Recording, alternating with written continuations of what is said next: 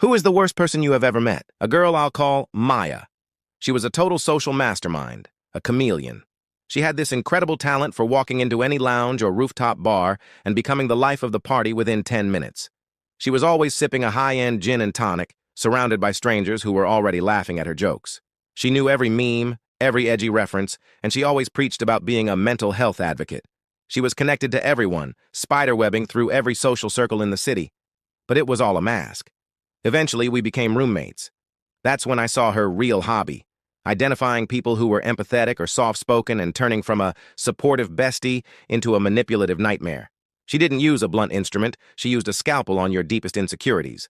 She had pinpoint accuracy with a sledgehammer, always followed by, "I'm just kidding, don't be so sensitive." As a 24-year-old guy who was pretty introverted and had never been on a real date, I was an easy target. She loved joking that I was biologically destined to die alone, always couched in sarcasm. This would be an instant shutdown for me. Many nights out ended because of things she'd say that just killed any desire to be near people. But because she was just being edgy, I convinced myself I just needed to get the fuck over it. I finally hit it off with the girl I met at an art gallery.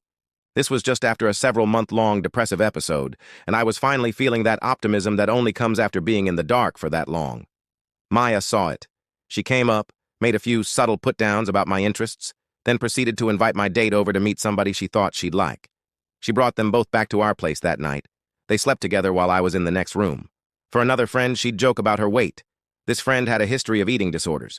She relapsed, and it took almost a year for her to recover because of Maya's jokes.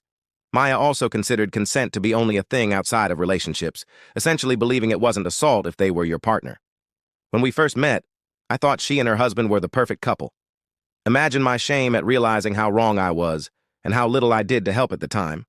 Sure, there are worse people in the world, but my hatred of her stems from how tailored her destruction of those around her was.